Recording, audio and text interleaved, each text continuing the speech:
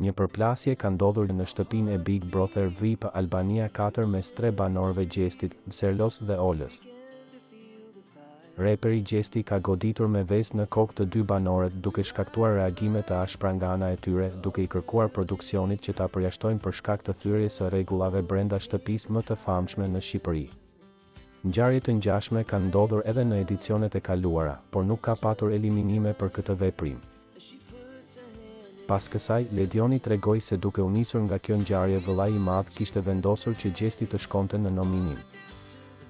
Gjesti shkoi në nominim së bashku me Gertën, që dihet se është për herë në nominim, Kellin, Mikin, Olën, Valbonën dhe Laertin që janë një banor i vetëm dhe Serlon.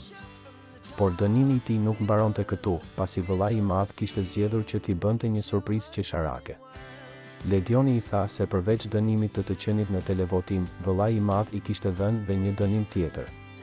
Ti duhet të rish i veshur me kostumin e pulës dhe të ngrohesh vezët. Deri në një vendim të dytë të vëllait të madh, tha Ledioni.